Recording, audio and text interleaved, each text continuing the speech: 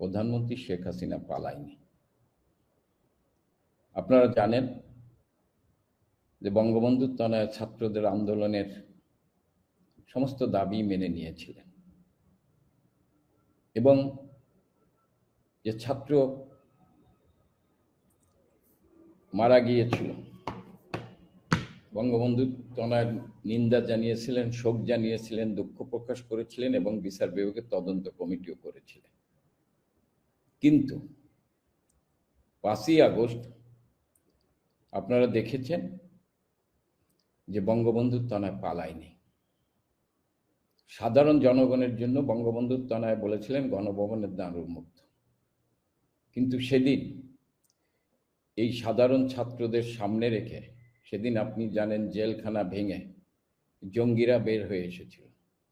জাতীয় আন্তর্জাতিক ষড়যন্ত্র ছিল, 71-এর পরাজিত শক্তিরা ছিল, তারা জঙ্গিরা এবং এই পরাজিত শক্তিরা সাধারণ মানুষের ব্যানারে এসে সেদিন তাদের মূল লক্ষ্য ছিল বঙ্গবন্ধুর তনয়কে হত্যা করা।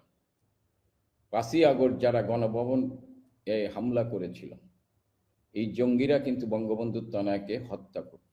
আমরা পরবর্তীতে বিভিন্ন সামাজিক যোগাযোগ মাধ্যমে যা দেখেছি, সেদিন বঙ্গবন্ধুর তনয় তার নিরাপত্তার দায়িত্বে এসএসএ, পিজিআর সহ আইন শৃঙ্খলা রক্ষাকারী বাহিনী তাকে অনুরোধ করে তাকে দেখেছেন যে সরকারি হেফাজতে হেলিকপ্টারে নিরাপদ স্থানে নিয়ে গিয়েছিলেন।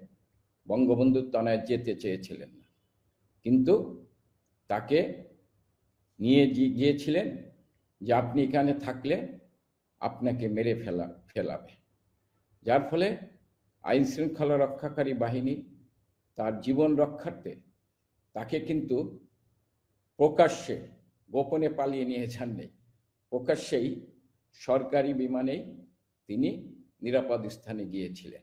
বিএনপিও মাঠে নামতে চাইছে, কথা বলছে এবং তারা মাঠে নামবে ফেব্রুয়ারিতে, এরকম একটা আলোচনা বাংলাদেশে আছে। তো আসলে কি অনেকে এখন প্রশ্ন তুলছে, তারা মনে করছে যে তাহলে কি আওয়ামী লীগ বিএনপির মধ্যে ভেতরে ভেতরে কোনো যোগাযোগ আছে কিনা, বা তাদের মধ্যে কোনো সমঝোতা কোনো ইস্যুতে হলো কিনা। আমি শুধু মনে করি যে জনগণের অধিকার প্রতিষ্ঠার জন্য,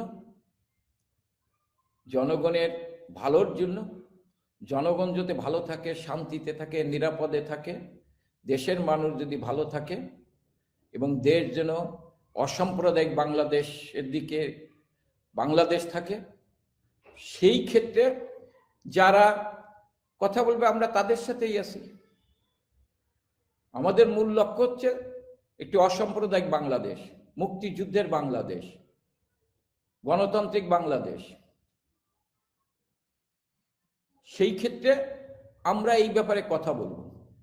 সেই ক্ষেত্রে আপনার কথার সাথে আমার কথার মিল হলে তো এটা ভিতরে ভিতরে আলোচনা হচ্ছে, এই ব্যাপারে আমি কিছু জানিও না, বলতেও পারবো।